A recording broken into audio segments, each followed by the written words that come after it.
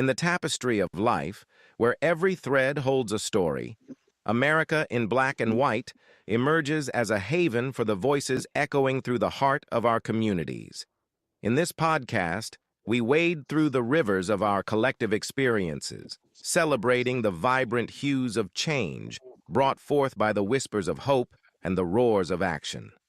It's more than just a conversation. It's a journey into the heart of our society, illuminated by the light of those daring to dream and do. Join us, and let your voice be the melody that guides us toward a dawn where every color finds its place in the masterpiece of our shared destiny. Together, let's paint a future brimming with the positives that dwell in our minds and the actions that shape our world. Good evening, family. Welcome to another powerful episode of America in Black and White, where we honor the voices shaping our communities, our classrooms, and our collective future. Tonight, we sit with a man whose life's work has been rooted in transformation, not just of schools, but of systems, of expectations, and of the very pathways our children walk. In a nation where educational equity remains one of the greatest civil rights battles of our time, there are leaders who don't just talk about change, they architect it. Leaders who walk into the most challenged schools and see brilliance waiting to be unlocked. Leaders who understand that data is not just numbers, but stories. Stories of potential, stories of possibility, stories of children who deserve the world.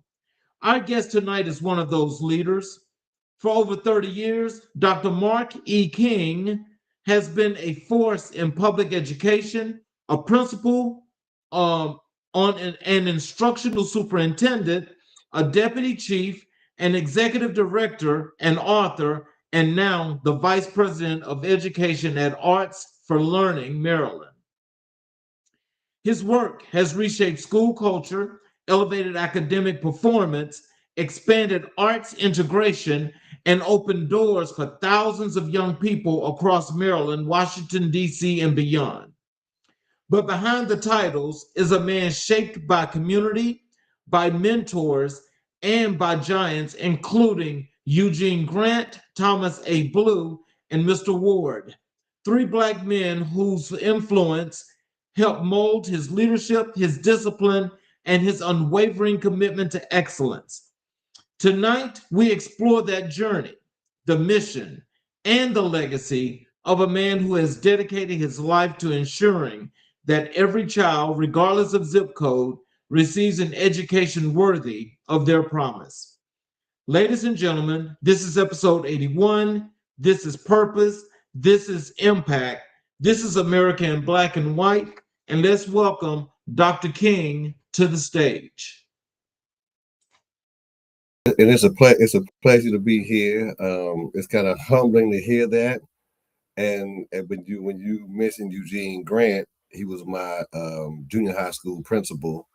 And when I wrote the book is dedicated to him, Thomas A. Blue, the assistant principal, and my brother who passed away in 2015.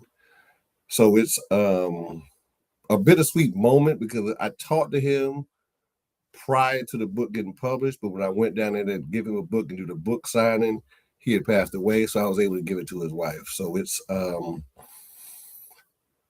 real moment to hear that name. Well, I'm glad that you're here today, just like I'm sure our audience is just as glad. And I appreciate you for doing the things that you do because it definitely has impact and it makes a difference in our communities. Let's start off with, what I call giving people the opportunity to get to know a little bit more about who you are, Dr. King. Can you tell us what was your childhood like, and when did education first become a calling for you?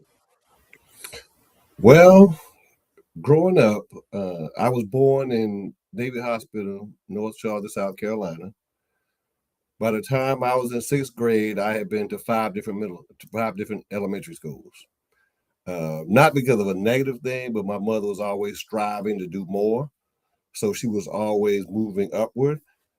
And it was difficult. It was difficult because when you go to a new school, you're a new person, things of that nature. So you learn to adapt to different environments and you learn to adapt to different people. So that was the early part of my life.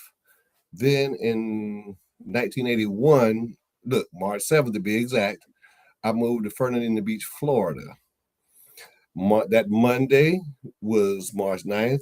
I went to Fernandina Beach High School. My first class was with Johnny T. Smith, African American male teacher. I had never had an African American male teacher in my experience. So I was like, okay, this is different. So I go to second period. Then there's Charles A. Albert. He's the science teacher. So at this point, I'm a little, I don't want to say confused, but I'm fascinated because this is something that I've never seen before. I later found out that Charles Albert was actually the mayor of Fernandina Beach, Florida. Oh So I go wow. through my day, and then I get to the end of the day, and Buford A. Ward is my math teacher. So now I am really blown because these are things I have never seen before. So I leave the last period of the day, and I'm excited. I'm running down the steps. I'm going home to tell my mother I have an African American male teacher and more than one. I get to Wow. the bottom of the steps. I run into Eugene Grant, literally. So Eugene Grant was about 6'3", I want to say 250 pounds, big guy.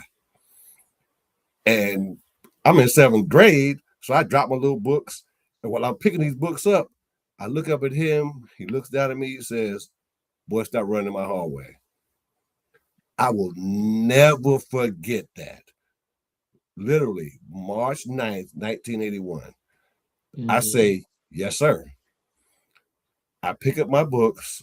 I go get on the bus because this is the first time I've ever ridden a bus in my life. And I Mhm. can't miss this bus because my mother's at work. I go out to get on the bus, and I don't know which bus to get on. Oh Thomas wow. A. Blue, the assistant principal, is out there on bus duty. He tells me which bus to get on. I get on that bus. I will never forget March 9th, 1981, because seeing African American males in a classroom and then seeing African American males in leadership roles, that day I decided that is what I wanted to do Wow. because this is 1981. The Mhm. only African American male I had ever seen in a three-piece suit was named George Jefferson. That was not my reality. Right. But when you see that, the impression it had upon me, and later on, a sidebar, FAMU Rattler graduate, Johnny T. Smith, Thomas A. Blue, and Buford Ward were all graduates of FAMU. Mhm. They rented a bus and took us to a FAMU homecoming when I was in eighth grade in 1982. Mhm. I went to that FAMU homecoming and I decided I wanted to go to FAMU. Mhm. So not only did they make me want to be an educator, they dictated where I would go to school. I came back from that trip. I said, "Mom, I'm going to FAMU." She said, "Okay, how you gonna pay for that?" I was like, "Oh." So these are things as an eighth grader Mhm. that are now put inside of me that you have to pay for this opportunity to Mhm. do the job that you just saw being done. So I said, "Mom, I'm gonna get a job." She said, "Okay." Mhm. 1983, ninth grade. I have an early birthday. I got a job. I was a busboy at 1878 Steakhouse. I Mhm. bus tables to save money to go to FAMU because Johnny T. Smith, Buford A. Ward, and Thomas A. Blue went to FAMU. And honestly, I remember them down and it's obvious to the middle initial. That's how much it meant to me. And when I graduated from FAMU, I moved to Prince George's County and became a middle school social studies teacher because they were my junior high school influences, mentors. And honestly, it's nothing they said. Their presence made me want to do that. Well, I got a couple of comments here. We'll have a comment here that's in the chat. First of all, I want to thank everyone that's here in the chat, especially the folk that come all the time. I appreciate you for being here and supporting us. On the screen here, it says, "That's how you do it." That's from Energized Educator. Everybody that's in education has an obligation to those that came before them.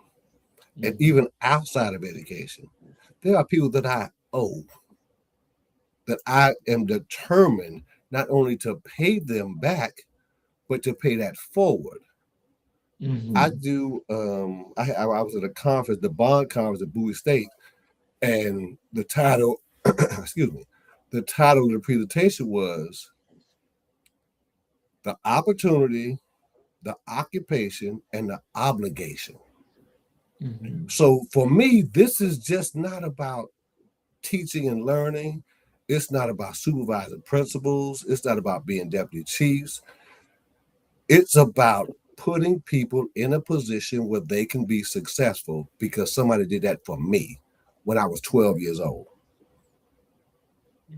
So that's my obligation. So I try to give everybody who hears me talk an understanding of you owe people and you need to pay those people. So what personal experiences prepared you for the challenges of public education? I think going to a lot of different elementary schools mentally prepared me to help me understand how children transition into a new building. And there's a level of fear. Let me just be honest. There's a level of fear. And there's a level of uncertainty in who you are. But there also needs to be an adult in that building that you can turn to and you can go to. And you can have conversations with about your concerns. I got a great story for you. When I was a middle school principal in Prince George's County, I had the opportunity to host some middle school staff members and principals from a charter school in Washington, D.C. Now, this was after we were able to make significant academic gains. I mean, double-digit math, double-digit ELA. So they wanted to see what we're doing. So I'm in my office meeting with these people, and I have open door policy for children. Now, adults, you might have to knock. But if you under the age of 18, you can come into the office because you obviously need something. He comes into the office and he looks at me and he's like, "Man, I want to know why I can't go to PE." I looked at him. I looked at my guest and I said, "First, you need to introduce yourself." He introduced himself. There's about 5 or 6 people. Introduced yourself. Then I pulled out what I used to call back then, this was 20 years ago, the money book. Okay. This is the data for every child in my building, every quarter since you have been in this building. I go to his name. I said, "I need you to really work on fractions. If you really work on fractions and you demonstrate proficiency the next quarter, I will change your schedule and put you in PE." He looked at me and said, "Okay." And he's about to walk out of the room. I said, "You not gonna say bye? You just gonna walk out the room?" He was like, "You know what? Bye. I didn't mean to interrupt y'all's meeting." And I told the people in the room, I said, "Listen, these are my children. Our meeting is important, but his life depends on what I do and say right now." So I had to take care of him. And then we continued to meet, and they were just like, "Wow." It's like, no, it's not wow. This is what you do. This is an obligation. I owe him that. You get one chance in second grade, one chance in fifth grade, one chance in seventh grade. I have to ensure that I did everything I could do in 180 days to prepare you for the next grade. And that's what I do. Wow. When did you realize you had a gift for transforming school culture?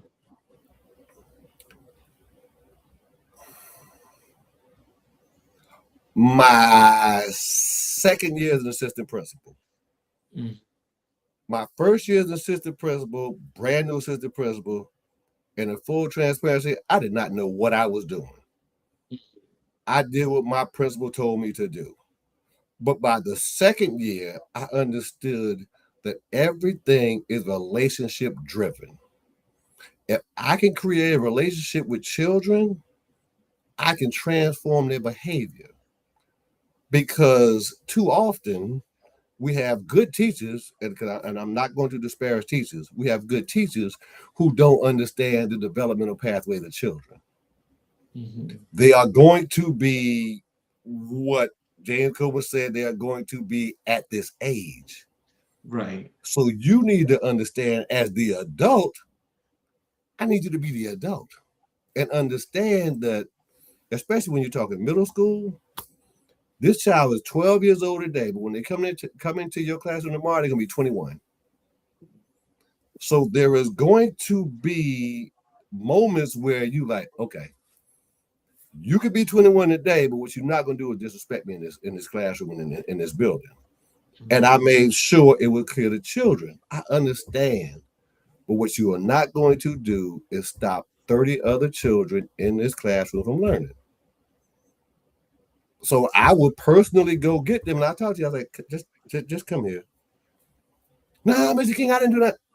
I get that. I didn't accuse you of anything. I just said, come here, let's talk about it. And when you get the opportunity to have a conversation with a child, you understand fully what they brought into that classroom that the teacher does not even know. So what values guided you through your 30-year journey in education? Equity. Mm-hmm. Everybody deserves the opportunity. The opportunity. And too often what I saw were children being deprived of the opportunity. I don't know what you can or cannot do if you do not have the opportunity. I go back to when I was assistant principal. We were trying to make a determination as to how can we move this school academically.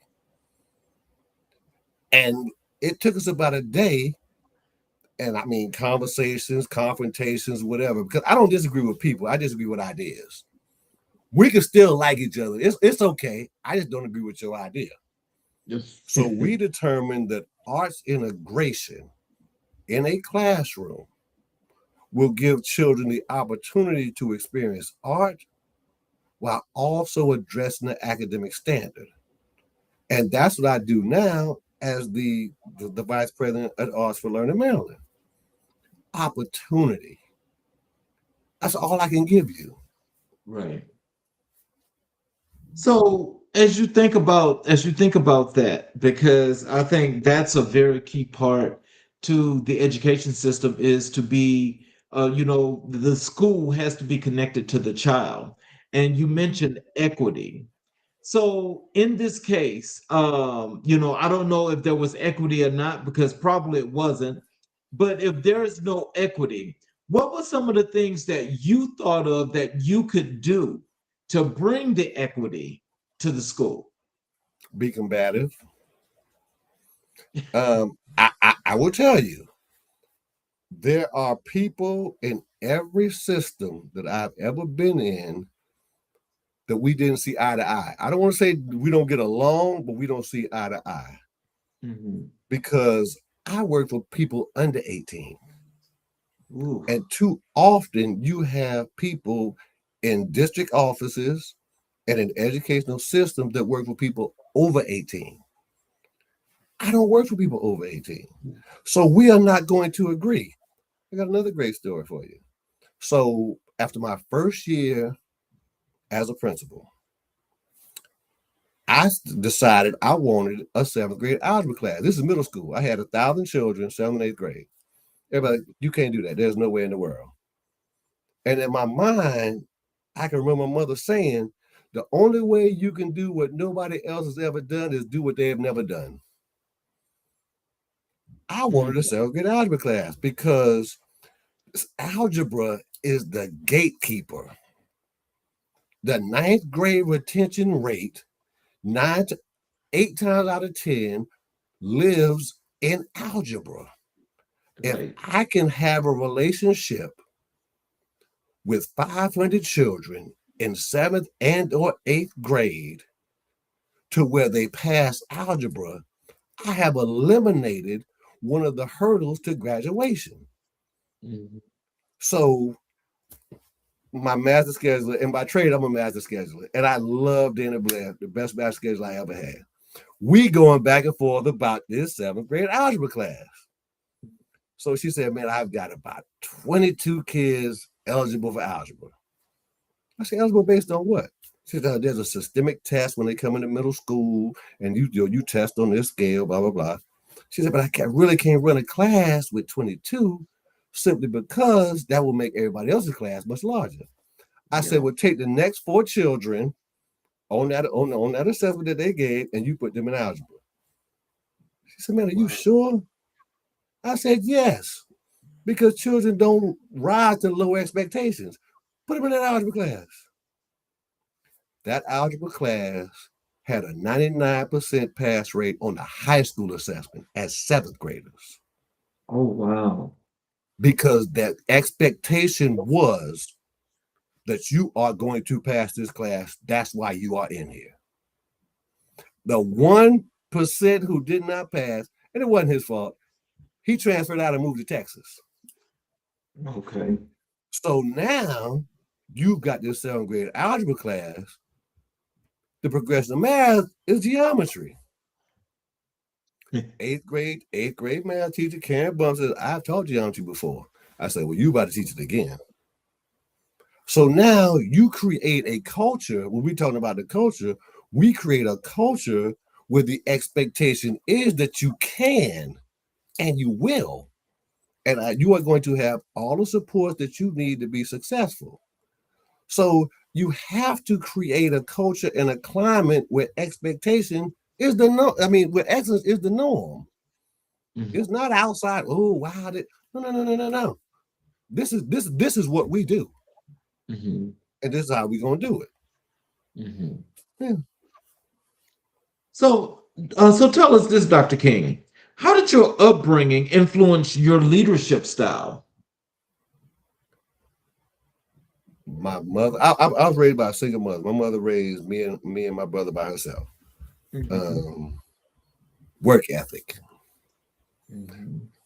When I was growing up, my mother used to be a telephone operator because once upon a time you could press 0 on the phone and get somebody to answer the phone. Yeah, you could. That was her job. But 3 nights a week, she also worked at Casual Corner from 5 o'clock to 9 o'clock. And I was a young kid, so she's like, "Yeah, you got to go to work with me. I'm not about to leave you home, little boy, because I know you." To see her work that hard and to understand the progression of where we went every time we moved, it was clear to me that nobody's going to outwork me. That's not going to happen. So my leadership style was present. Okay. In the book, there's a paragraph in a DC charter school principal is reading the book. I got to meet with him next week. He sent me a highlighted copy of a paragraph in that book. And it says, where you spend most of your time, that's what's most important to you. If you spend most of your time in the hallway, culture climate is most important to you. If you spend most of your time in your office, paperwork is most important to you. But if you spend most of your time in the classroom, instruction is what is most important to you. So I took the work ethic that I saw my mother provide. I walked those hallways, and once everybody was in class, I go into a classroom. Let me see what's going on in this classroom. Here's a good joke for you. I was in one classroom. It wasn't good. And I had a little boy tell me, you should come in here more often. I said, why? Because it seems like she's trying to teach today. I said, oh, okay. I went back because I remember I worked for the people under 18. If you tell me to come back because she actually tried to teach today, I'll be back. And when I come back, she's going to teach. Yes. Yeah. So the leadership style is presence where it's needed in the classroom. After you walk the halls, you go in that classroom to see if somebody's teaching today. Because culture climate, it always starts with culture climate. Nobody learns in the hallway. There are no classes in the hallway. We're gonna get out this hallway, we're going to somebody's class. Yeah. So is that old philosophy of working while walking? Absolutely. I have had children in my office who got put out of a class. I will take them and do an observation. Come on, let's go observe this class. You tell me what you think. Really? Because now I'm empowering them. They're like, oh wow, you trust me to tell you what the teacher's doing? Absolutely. You in the class? Come on, let's go see. We somebody they don't even know. Come on, let's go to this class. Tell me what you see. Tell me what you think. Yes. So what was the moment you knew you wanted to become a principal? I was an assistant principal for 6 years, and my principal told me I was content being assistant principal because remember, Thomas A. Blue was the assistant principal. I wanted to be him. I'm good. And after year 5, we had a superintendent, Dr. Iris Metz. She decided, and it was a brilliant idea, that we are going to have children who are not proficient go to their middle school over the summer to get acclimated to where they're going. My principal said we can have it here if he's in charge. And my mom was like, what are you doing? I've never been a principal. She said, listen, I will be here. You know what you're doing. You had to believe and you had to trust it. God love Gail going forward. So we had the highest gains of anybody in the 18th largest school district in the country for those 20 days. So my name kind of got on the radar. So we go into year 6, and she's like, okay, yeah, it's time for you to go. And it was like, wow, what did I do? She's like, she said, that's not it. Because listen, I was not the best child, and I probably was not the best assistant principal. But what I did do was listen. Year 6, she told me that it was time for me to go being a principal. I came back to her office the next day. I said, I want to show you something. I had a folder. He said, what's this? I said, over 6 years, everything you told me not to do, I wrote down, I put in this folder. She said, you are kidding me. I said, no, here you go. She said, yeah, you ready. So I interviewed for the first school. They said, you don't talk enough. I was like, okay. And I will take that. Feedback is what improves you at any level. John Hattie's research says it is top 10 as far as improving student achievement. So if it's top 10 as far as improving student achievement, why wouldn't it be top 10 for improving adult performance? But anyway, so I go to the second interview. They said, oh, you talk too much. I left. I went back to my school. I said, I'm not doing this again. I'm good with this and I'm happy. She said, okay. 3 days later, I get a call from the regional superintendent. She said, I'm gonna need you to pack your bag because you're going to James Madison Middle School. I never interviewed for James Madison Middle School. But Wow. apparently, during the second interview, the people on that panel said he's very good, but we want to hire somebody in-house who is our assistant principal. Mhm. Now, the caveat is when I first started teaching middle school, I was a teacher at James Madison Middle School. So now you are sending me back to where I was a teacher to be the principal, which is hard because as a teacher, I know what we're doing, I know how we do it. But now as the principal, there's a different standard, there's a different level. So that's how that all transpired. So, what personal sacrifices did you make to serve at the level you have? I missed entirely too many milestones for my own children. If there is one thing I could do differently, I would be more selfish. Now, major milestones I always made. Some milestones I was late because I was busy taking care of other people's children. But if there's one regret, it's that I missed entirely too many milestones. And as I matured as a principal, I understood that these are your children, these thousand children, these parents send you these children every day, but you have children at your house.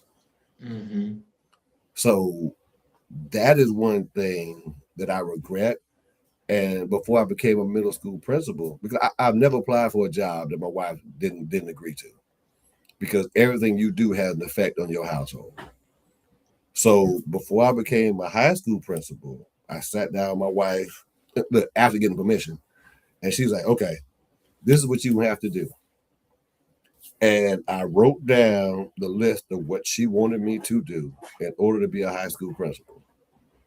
I still have that list 20 years later because those are the things that are needed in your house in order for you to be successful as a person. Because remember, Charles, I'm Mark King, principal. I'm not Principal Mark King. I make the title. The title does not make me. Mhm. So I am not going to walk around saying, "Oh, I'm Principal Mark King. My name is Mark King. How you doing?" I had a conversation with somebody earlier today talking about, why don't you make people call you doctor? I said, because they call me other stuff when I'm not around. I'm not worried about what you call me. I'm worried about the people under 18. Right. And that's why in my position now as the Vice President of Education and Arts for Learning, I'm using research and evidence-based strategies to provide equity in those zip codes where we have been depriving children intentionally for entirely too long. Mhm. So let's talk a little bit about your principalship, both in middle and high school. That leadership role. What were the biggest challenges you faced as a high school principal? Getting acclimated to being a high school principal Mhm. and ninth grade retention rate. When I had my first graduating class was over 600 children. Because when I was a high school principal, I had 3,000 children.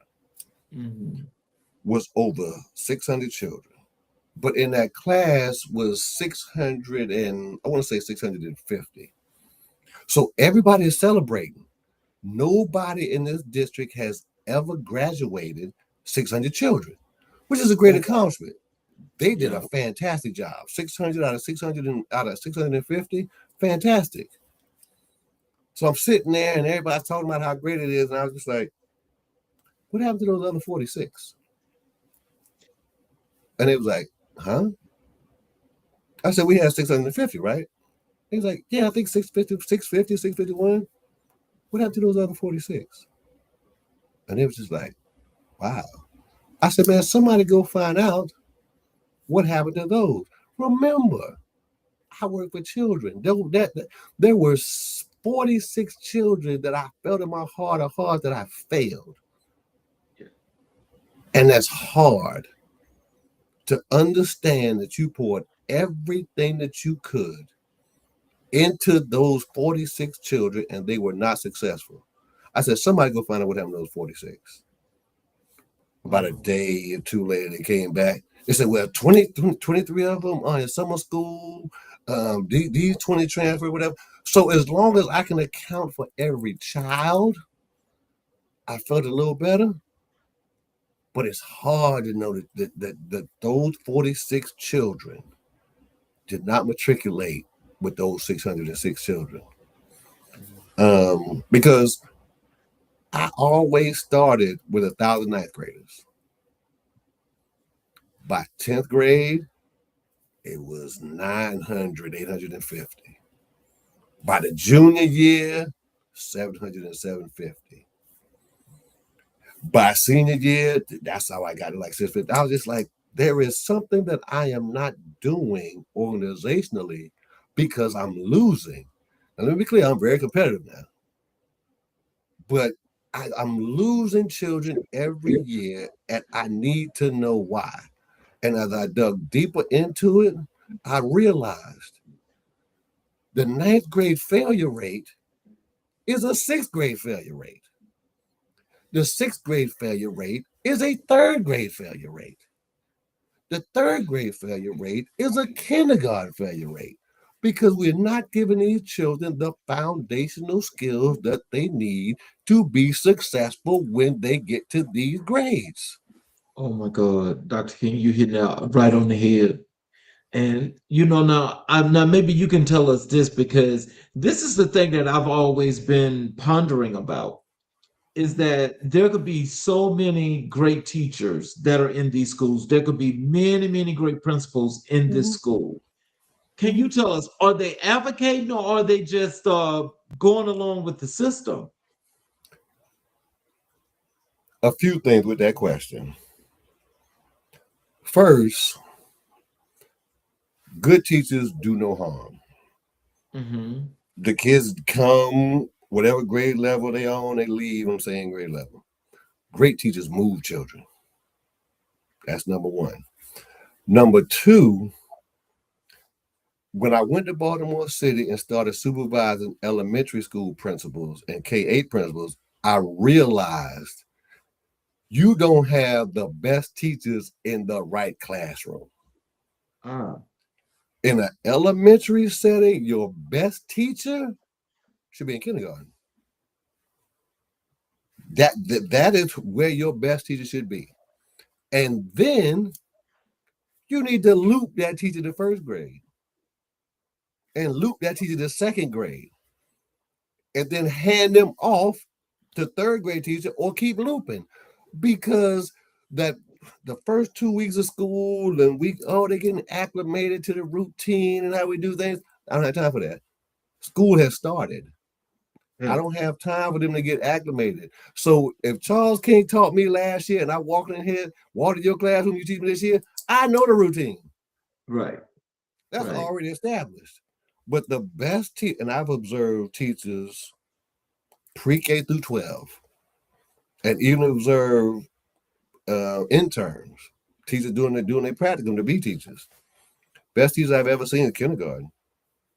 Oh, without question, kindergarten. Because it is the hardest thing to teach a child phonics.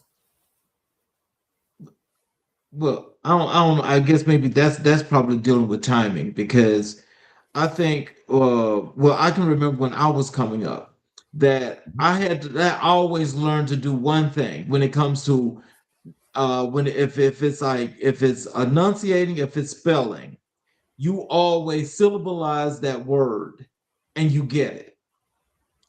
And today, I don't see kids doing that because I don't know if they can do that or not.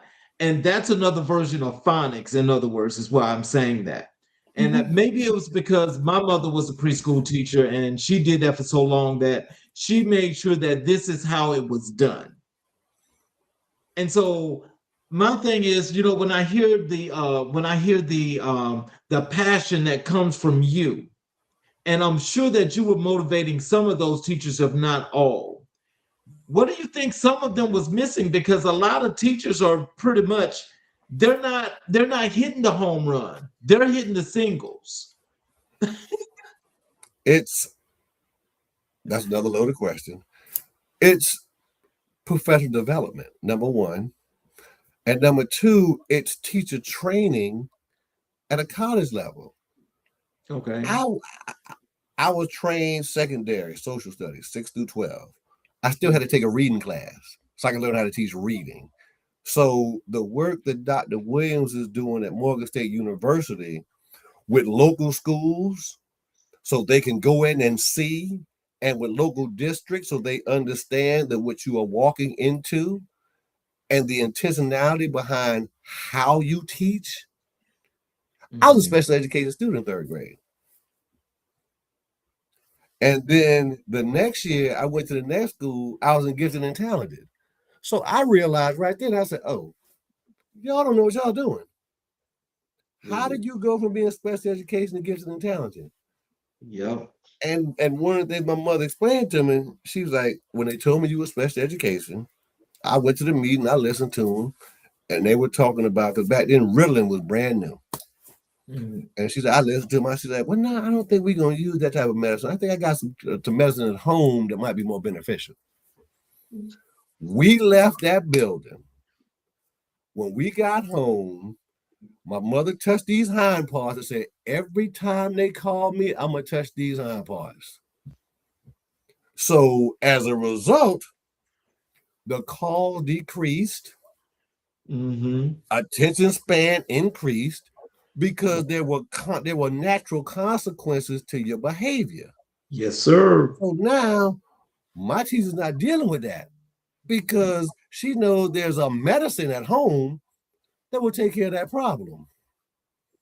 And all she had to do was like, Mr. King. I was like, no, ma'am. That's all you got to say. Because I know what that meant.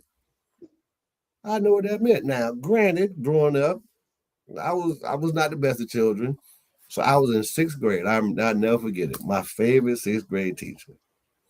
I was out of PE. I get called into the building. They say, oh, you need to go to Miss Summers' class. I go to Miss Summers' class. My mother's sitting there. I just bust out crying. Because I know what's about to happen. And Miss Summers like, oh, no, Mark, it's not that bad. Just sit down. We're going to talk about some things. And all the while, my mother's professor, she's sitting there. Yes, ma'am. Yes, ma'am. You're absolutely right. And all the while I'm sitting there just like, you just don't know. You just signed my death certificate. When I get home, it is going to be a whole nother thing. But I needed that. I needed it. And now I can appreciate it because she cared enough not to let it go. She said, look, this boy gets it in talented, but he need to shut up. She cared enough to make that call to where my mother could provide that medicine to correct the behavior. Because punishment is corrective. It's not punitive. Right. Corrective behavior is what you're trying to do with punishment. You're not punishing the child because what they did. I'm punishing you because I need you to correct that behavior. And that's what's lost. That's what's lost a lot of times. So, how did you manage a school of over 2,800 students? I had 6 of the best assistant principals that ever came out of the 18th largest school district in the country. I empowered them to do their jobs.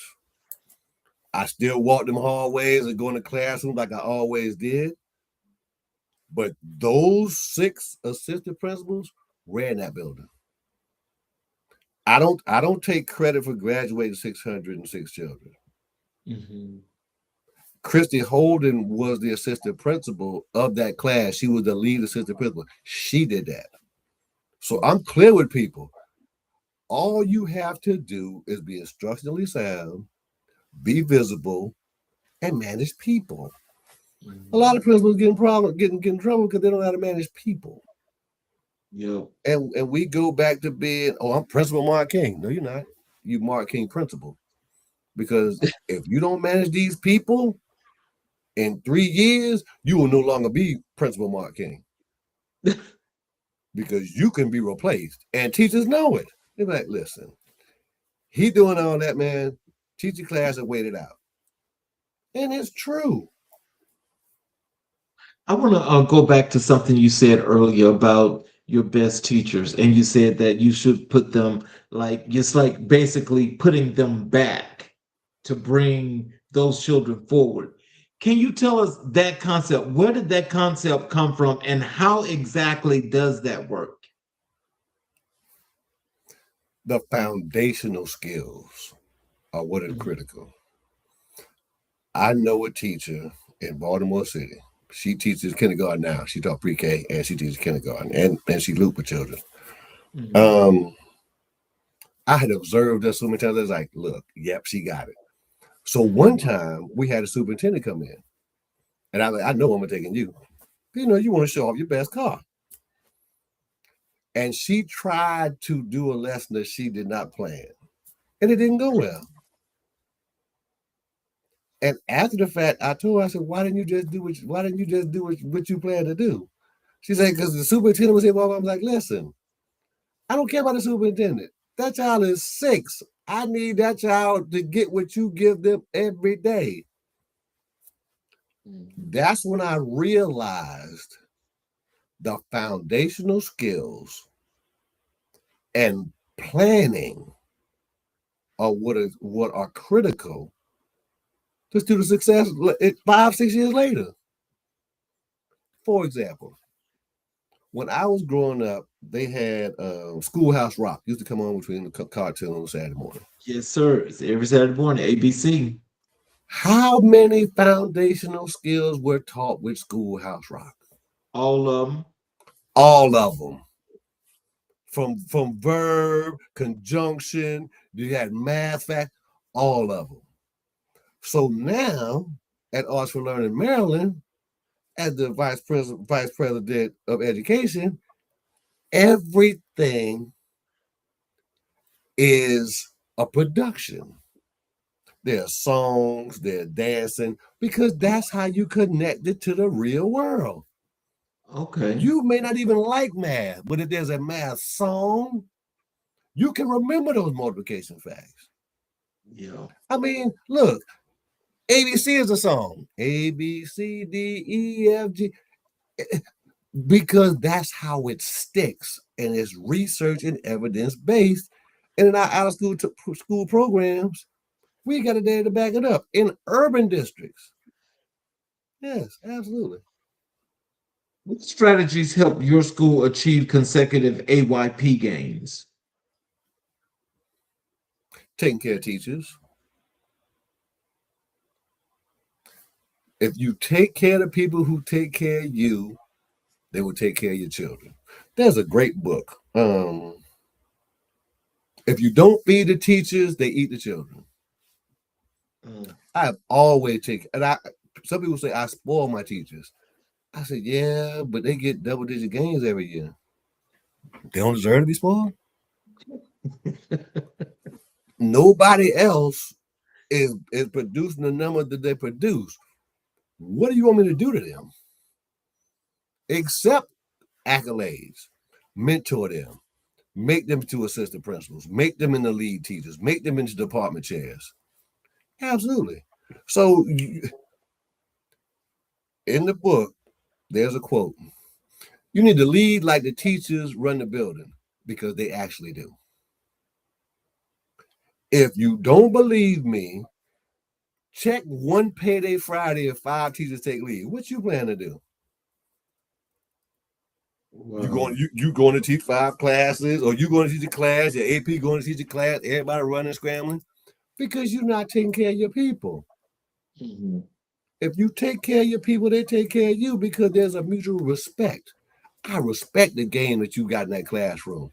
30 different children, 4 periods a day. That's 120 different personalities. On top of the 120 personalities that are adults in this building, on top of the office staff, on top of the admin team. I respect what you do. And I would never diminish that.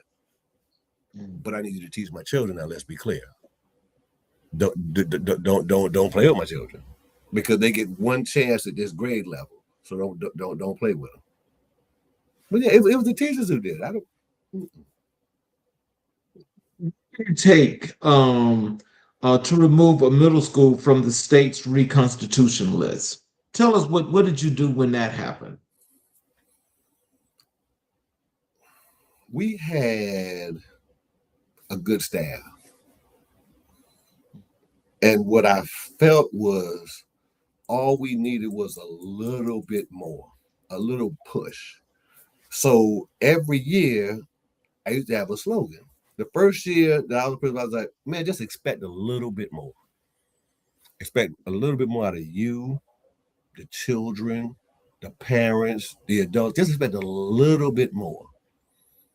And just based on expectations and me creating the right culture and climate by walking this building and sitting in classrooms, that moved the needle. So the next year, I said, okay, we expected a little bit more. I said, now let's raise the bar a little bit higher. So that next year, we wanted to raise the bar a little bit higher. And what I did, I took the statewide assessment data from every middle school that was similar to our middle school, and I showed it to the teachers.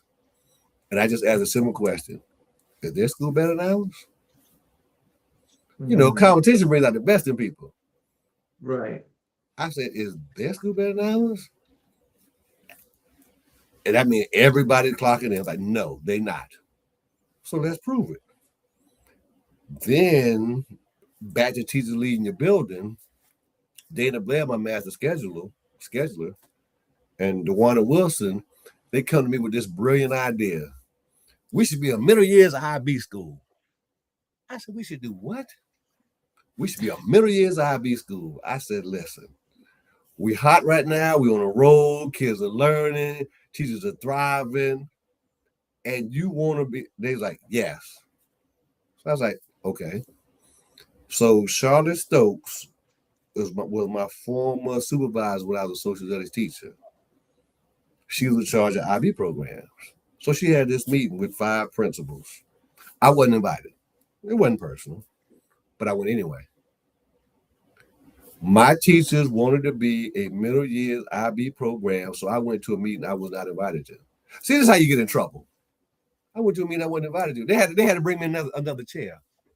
Oh, okay, Mr. King, go sit down.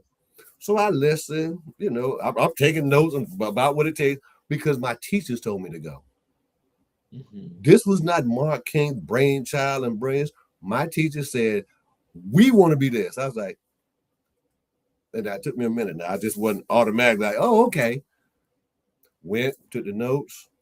Out of those 5 people, me being number 6, we were the only school to be accredited as a middle years IB program. And to this day, they are still a middle years IB program because the teacher said so. That's what I'm talking about when teachers run your building. Right. It's 1,000 kids in here. You don't run all this. And once you realize that and you leave your ego in your car when you pull into the parking lot, you'll be fine. But yeah, the teachers, it's teaching to learn. We had a website. I put it on the website. There was a picture, I never get it. Teaching improves student achievement 9 out of 10 times. It's not the principal. It's teaching. Are you putting them in a position where they can teach? Absolutely. Yeah. So as you think about the education system right now, what are some of the things that you see that the school systems can improve on in order to, one, address the equity situation, 2, to make the education system more functional and flexible for kids today, because kids today don't seem like they're getting much of critical thinking as they're going through this process. And 3, what is it about the education system that's dumbed down so much now that it seems like most schools now aren't doing those things that we were talking about earlier? They're only teaching to a test. Training. You have to train the principals to be the principal. Mm. Somewhere along the lines, and I don't want to point fingers, and I don't know where it became. They just thought, oh, anybody can do that. No, Mhm. anybody can't do that. I was the assistant principal for 6 years before I became a principal. Mhm. You now have principals who have been assistant principals for a year or two, and then they make them the principal. It's not quite that easy. Education is the only profession in the world that does not have the proper training to do their job. How many years did your dentist go to school? Well, he should have went about 6 or 7 years. How many years did the lawyer go? How many years did the doctor go? But we Okay. minimalize the principle Mhm. as the catalyst for educational success, but we're not training them. And that Wow. and that speaks to the equity part. Mhm. You have to be intentional about training people to be successful. People management skills, equity skills, budgetary things. And also, you have not only are they not well trained, you have principals that are they're the school counselor, they're the assistant principal, they're the crossing guard, they're the security guard. So where in any other profession does one job get held responsible for all the other jobs?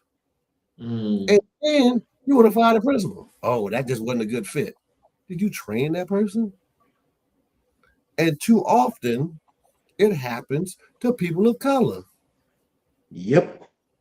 because when I was assistant principal, like my 4th year, Richmond Myrick told me he was a high school principal.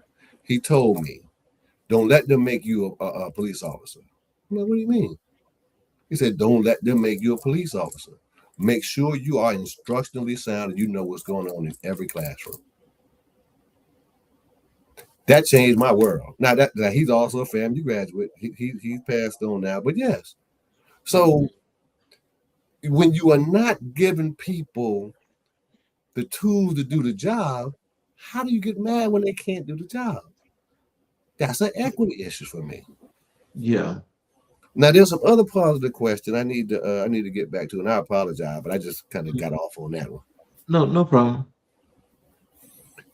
The Can you repeat the question for me? I want to make sure I get the other two parts of the question. Yeah, there's just the 3 points that was mentioned was how do you address the equity part, but the kids are not critically thinking, Hmm. and then on top of that, they weren't. Oh my God, I forgot what it was, but at That's any okay. rate, So the critical thinking part is I think goes along with the equity part. when you're talking about teaching children to critically think, you have to let children fail. That's how Mm. you learn. The learning is in the failure. The learning is not in getting it right because you knew that. The learning is in the failure. The first time you tied your shoe, did you tie it in a knot? Look, I think we all did. That's the failure. And you learned how to tie your shoe after that. The first time you tried to ride a bicycle, did you fall? Yep. That's how you learn. Because I've observed too many teachers, and bless their heart, they call on people who know the answer. I don't want to know who knows the answer. I want to know who gets it wrong and how you address that. If you walk through any schools in any district, and I mean any district, and you look at bulletin boards, every bulletin board is going to have every child with 100% on their paper. They got them all right. So if that's the case, if the bulletin board says that everybody in your class got 100, why is not everybody proficient? You posting this student work on the board, and everybody got 100. So everybody should be proficient in. We know everybody did not get 100. Where's the feedback that you gave this child who got an 80, who got a 70? How are you helping them improve? Because remember, the lesson is in the failure. If you are not giving the feedback to make me better, you're not doing me any good. Mhm. So you have that is how they learn to think when you give them feedback. I see what you did right here, but you should have cross multiplied right there. Mhm. Try to say, oh, okay, I get it now. Now that's how they learn to think. So the next time they see that problem, okay, I got to remember to cross multiply this time because when I did it last time, I didn't cross multiply. That is critical thinking. Those are the skills that are needed in order for children to be successful. Yes. It's the feedback. And I feel the same way about adults. I give Mhm. hard feedback. They tell me like, man, Dr. King, you hard. No, I'm honest. That Mhm. ain't hard. It's fair. You want me to tell you it's okay when it's not? No. And then you have people tell me, oh, that lesson was great. Define great. Mm. Can you sit here and say that lesson was great and then define it? No, that's not feedback. That's wasting everybody's time. You sat in there, that's all you came up with. That's great. No. You did a good job circulating around the classroom, and then you addressed students who were off task. You also helped this child. You had to give people tangible feedback that they can use. That's what I'm talking about. Principal training, assistant principal training, making people instructionally sound, giving feedback so teachers can get better, and then they can become assistant principals. And then it's cyclical. Mhm. Yeah, yeah, absolutely.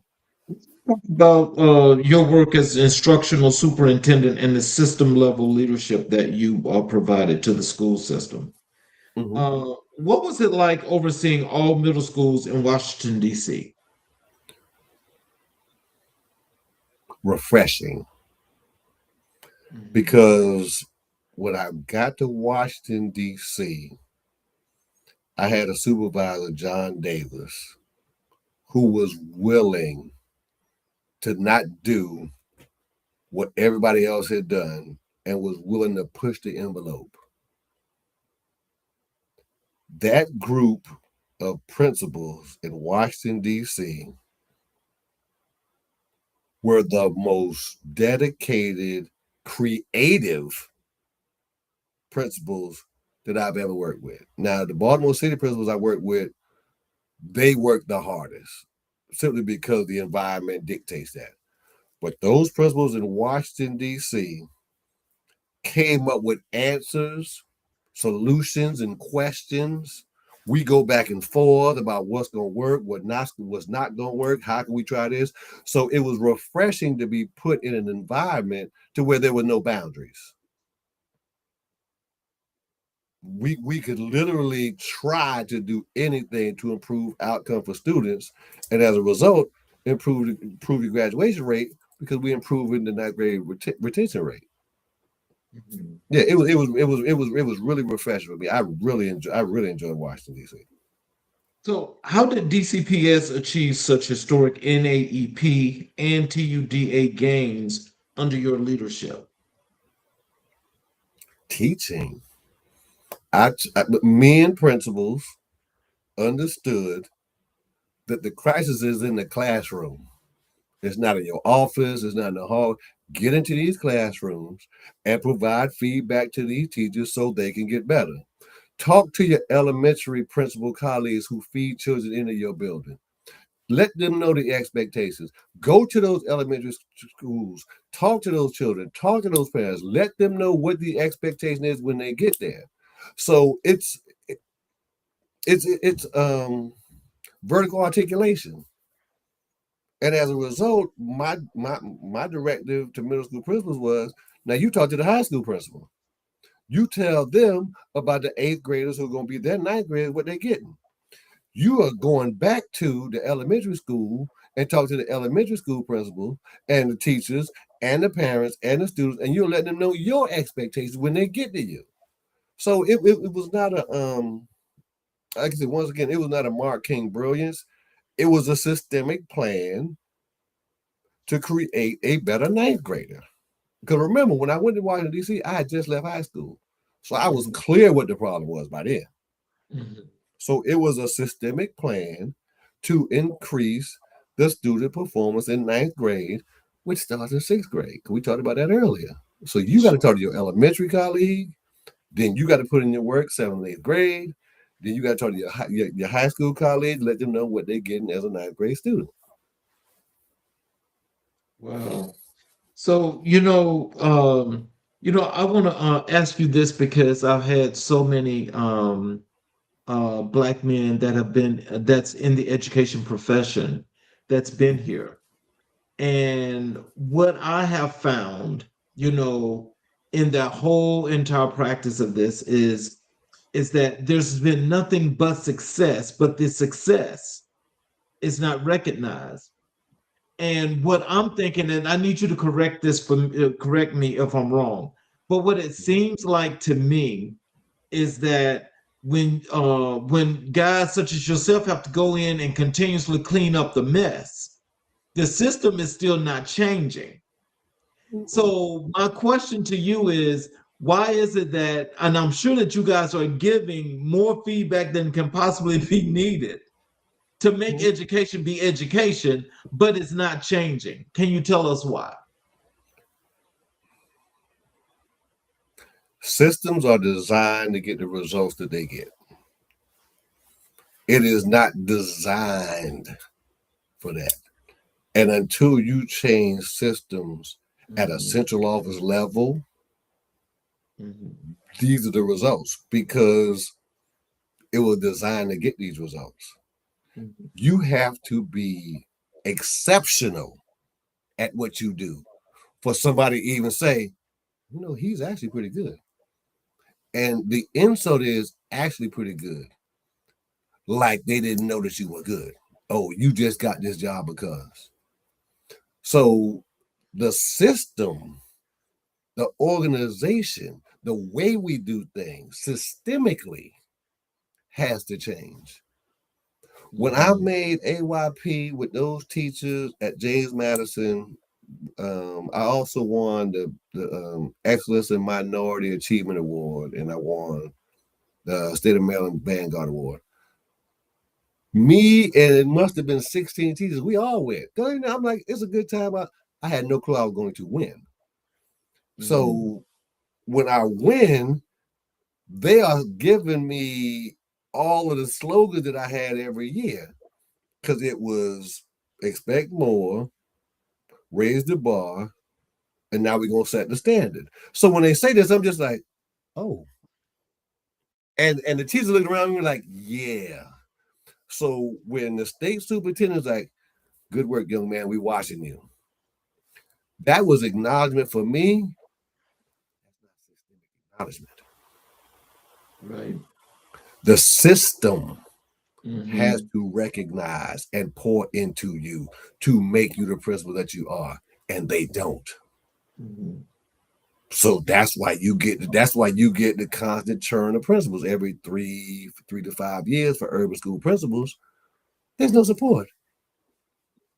There's no support. That's why when I became a supervisor of principals for middle schools in Washington, D.C., and I supervised those principals in Baltimore City, I made sure I did 3 things: support, coach, and evaluate. Because support comes first. You have to support those people because there's context behind every data point in that building. You have to coach them to be better. My whole thing about it, I want to coach you so you don't need me. But then I got to evaluate you on how you implemented the support and how you took to the coaching. Well, let's talk a little bit about your authorship in your book, The Middle School Master. What inspired you to write The Middle School Master?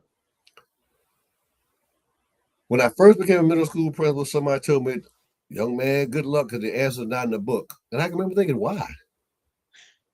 There have been people who have done this work. Nobody's ever written this down. So while I was a middle school principal, I started working on my doctoral degree.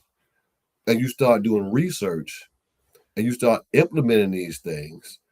And while you're still in the building, you're understanding the culture and the climate of a building. You learn how to manage people. So these are things I try to put into the book to help middle school principals or KA principals understand how to be successful at this. There were a lot of times when I disagreed with what teachers wanted to do, but I also understood that they're closer to the problem, so they know the solution better than me. Mm-hmm. So I think what I wanted to do was put in writing something for somebody who becomes a principal to say, let me read this and see what I can take from this. Now, all the answers not in the book, because I wish I could have put all the answers in the book, but all the answers not in the book. But there's enough in that book to make you a successful principal. From the master schedule to teacher training, the implementation of advisories, to the type of teachers that you need, the pathway, the pathways of children that are in middle school. So I tried to put enough in the book to where somebody could pick the book up and read it without having to use a thesaurus to understand what was in the book. But how do you teach people how to use a thesaurus? Because a lot of people don't know how to use that. That's another. And that's another one. That's another one. Because but things had to be intentionally taught. Mm-hmm. And I tell principals all the time, if you buy the book and you call me, I have a conversation with you. Because remember, my obligation is to Eugene W. Grant and Thomas A. Blue. I have to make sure you are successful, because if I don't, who will? Mm-hmm. That is my obligation to them. And I'm going to fulfill that obligation until God says that's enough. Wow. So, when you think about your book, what leadership lessons do you hope readers take away from that? Be collaborative. Mm-hmm. Leave your ego in your car. Understand that the problem that you have today will be there tomorrow. Don't neglect home. Be present at in your house and at school. Understand developmental pathways of children, because some things are developmentally appropriate. Help teachers understand what's developmentally appropriate. Understand your middle school teacher and what they're going through and what's developmentally appropriate for them. Understand that the teachers are the heartbeat of your building. Take care of them, and they will take care of the children.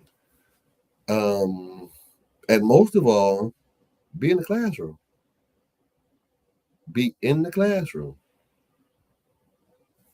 So, how does your book address teacher capacity building?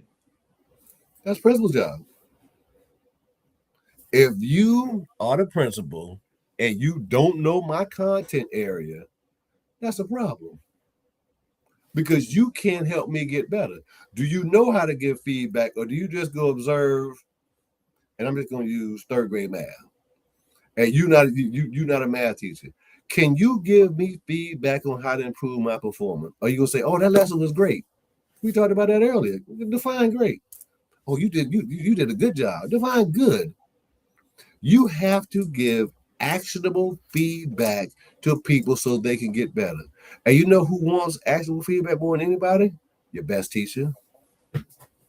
Okay, the ones you were saying need to go back to the foundational part.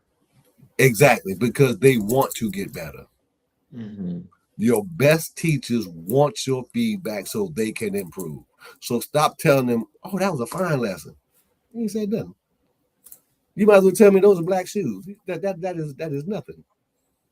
You have to give people actual feedback so they can improve in their profession. We discussed, when we chatted before the show, that we did Black History 365. And I asked you who were the most influential people in your life and career. And you did mention Dr. Grant. Mhm. You said Mr. Blue, and you also said Mr. Ward.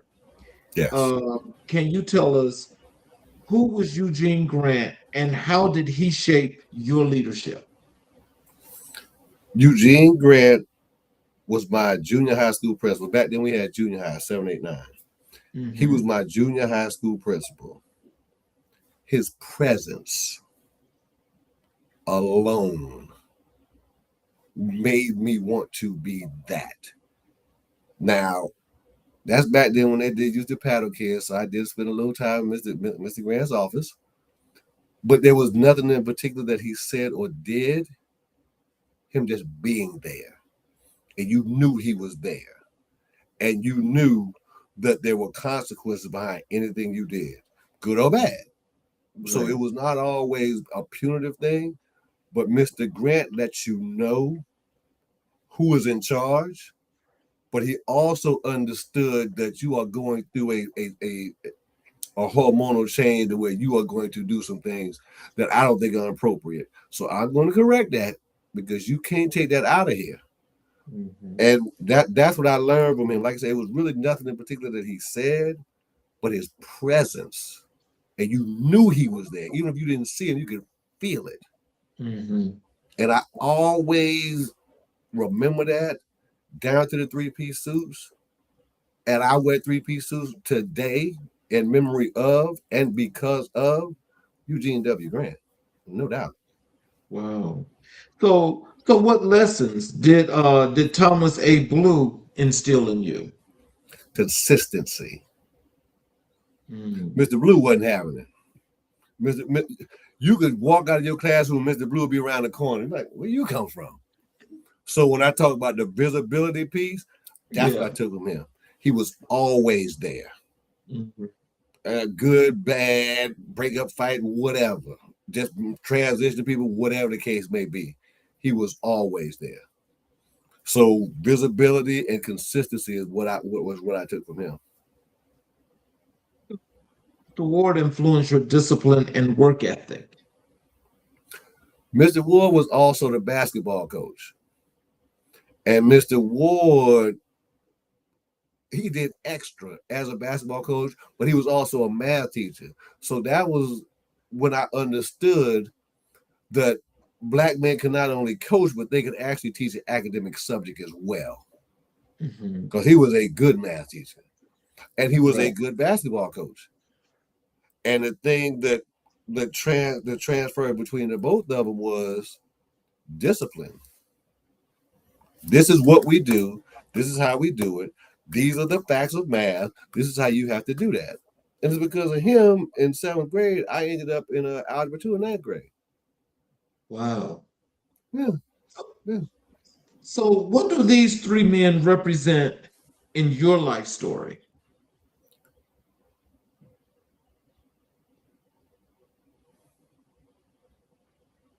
Besides my father-in-law, those were the most consistent men in my life. Mm-hmm. And that meant something to me because remember, I grew up, me, my brother, and my mother. Those men, consistent, stability, empathetic, no nonsense. Those are things that are ingrained in me now that I take with me everywhere I go. Those things are things I can't even measure. So it's hard for me to even try to put into words what they meant to me. But it was, if I had to say in a word, everything.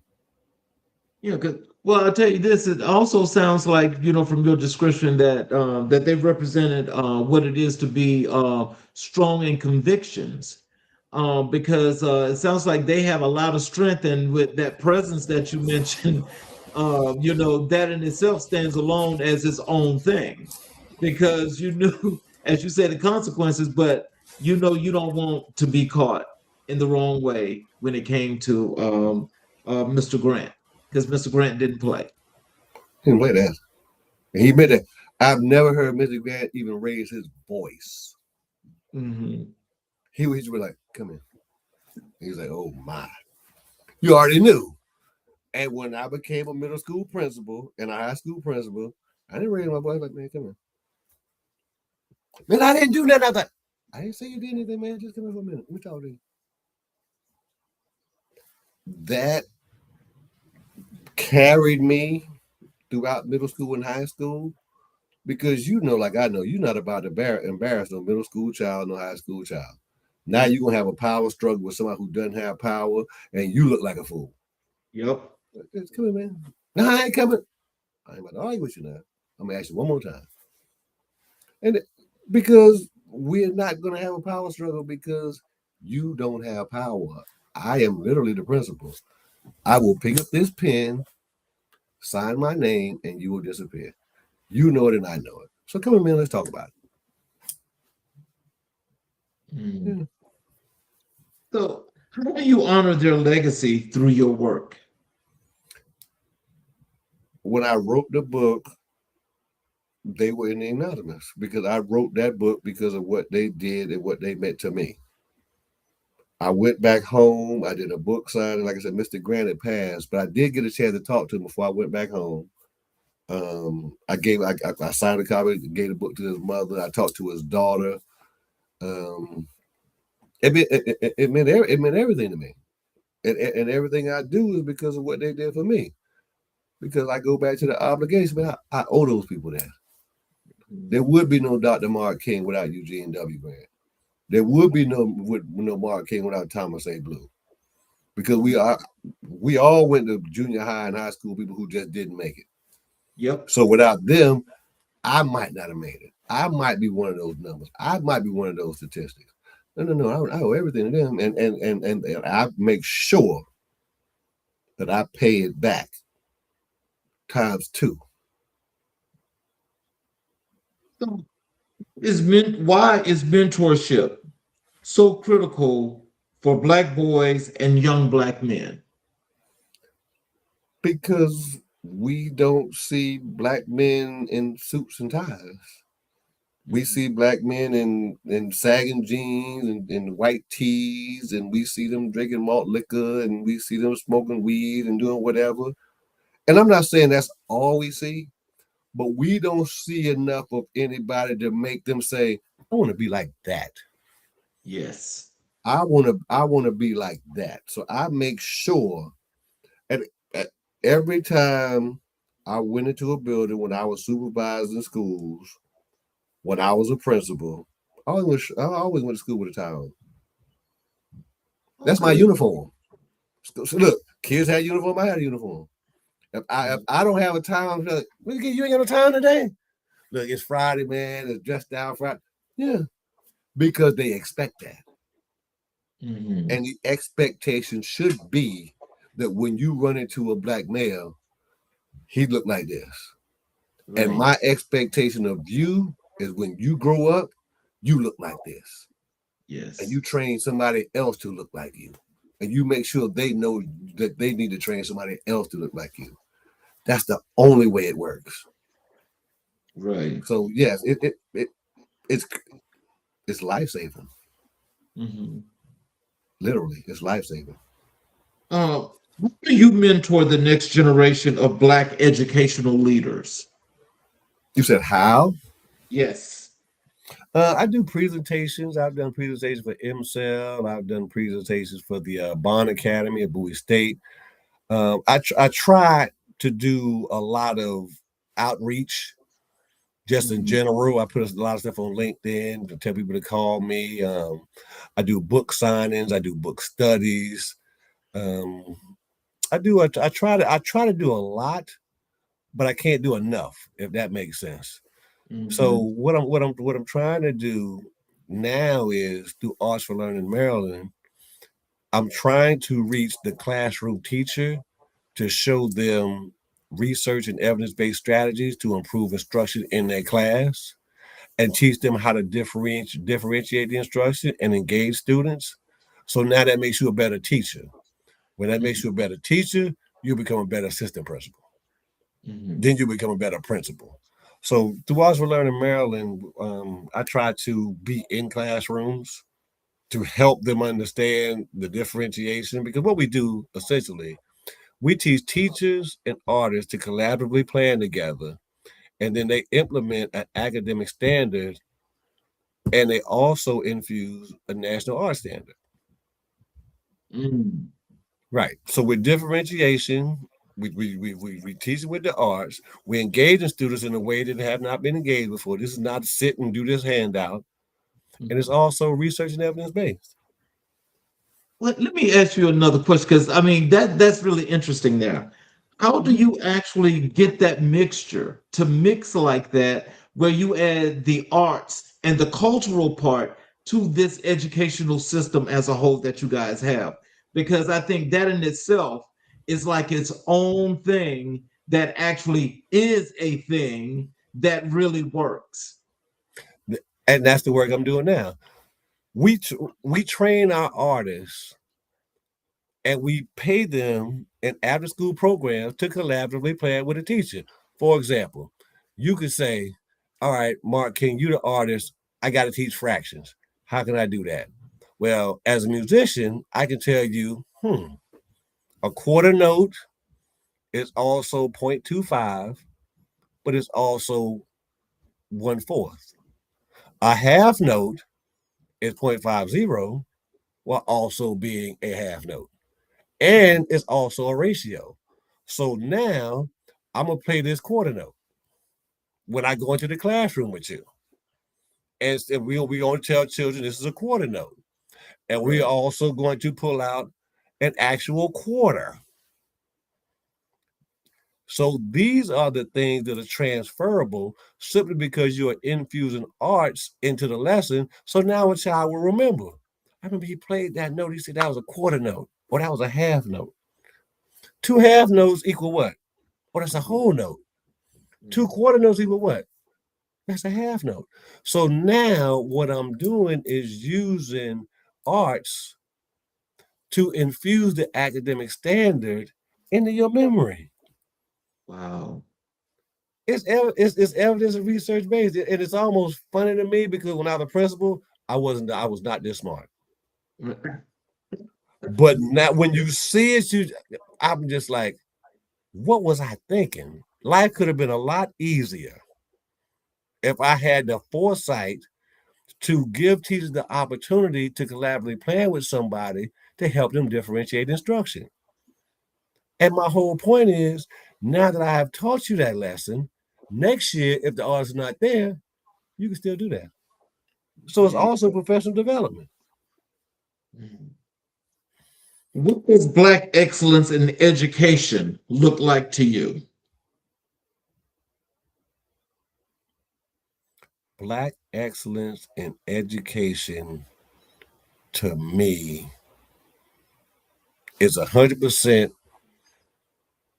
graduation rate of children of color, which means they had the foundational skills to pass high school. That's what, because that is what I need. Because I'm an old man, so I need somebody 18 to pick up this mantle There you go. and carry it forward. Yeah. But I can't do that if I don't get you to graduate. Yeah. So that's what it looks like to be 100% graduation rate, children of color, who go on to pick up this mantle and teach the next generation. Mhm. That's what it is. So, how has Black history shaped your understanding of educational equity? The denial of education was the ultimate equity issue. And now, again, I'm a family graduate. You have the president of Florida A&M University, who was appointed by Ron DeSantis, Oh, God. who I do not agree with in the least, and I'm trying to be respectful on your show, Mhm. but the denial and the removal of factual historical evidence is appalling to me. The whitewashing of what happened from 1619 until the redistricting that they're doing now. All of those things. And I told my daughter, she just graduated high school. She's going to Hampton in the fall. I told my child I couldn't send her to FAMU. I took her down there for homecoming. She said, I said, I can't sing the FAMU. She said, why? I said, because me and the president of FAMU, we don't see eye to eye as far as education is concerned. So she's going to Hampton. And I told her, because she wants to be a lawyer, I said, you are going to fight Civil Rights 2.5. Because we lost Civil Rights 2.0. We lost civil rights. So now she is going to have to fight civil rights 2.5 because of what has happened in the past 10 years and what was planned to happen over 20 years ago. So now your fight and your struggle is going to be more difficult. And I apologize to her because I will own it. Because what has happened is now you are fighting for your children. I said, so get ready, buckle up. Look, you Mark King's house, so you ain't no sissy and you ain't scared, but you got work to do. Yeah. Final question for you. What message do you want young Black educators to hear today? Be instructionally sound. Be instructionally sound. Nobody can ever take that away from you. If you are instructionally sound, nobody can ever take that away from you. No matter where they send you, what they ask you to do, if you know instruction, you know instruction. Don't be a police officer. That's not your job. Be instructionally sound, be in classrooms, be visible, and understand that every time you walk in that building, there is Mark King who is looking at you. So never go in there halfway. You almost, and it's ugly to say, you almost had to be perfect because Mark King is looking at you and he may want to be you. So be that. Oh, wow. I like that. What are some words of wisdom and encouragement you'd like to leave with our audience for this evening, as well as how they could connect with you via your social media, your website, how they can get your book, all of those good things? Okay. The book is on Amazon. So you can go to Amazon and get the Middle School Master. I'm about to do a relaunch for this group of people who have just become principals this year and become assistant principals. So I'm about to do a relaunch of the Middle School Master. That's on Amazon. I'm also on LinkedIn. Instagram is MEKing13, so you can find me there too. But I think the words of wisdom for educators, and don't quit. Don't quit. Because the number of African American, particularly males, and I don't want to disparage females, but the number of African Americans who are leaving education is scary to me, because we talked about what those African American males meant to me. And I didn't mention June McKnight and I didn't mention Miss Tyler, who are African American females who also taught me. So I do want to do that. But you can't quit. Somebody's life is literally depending on you going to work tomorrow. So, I mean, I don't know how philosophical that is, but yeah, don't quit on him. Don't quit on him.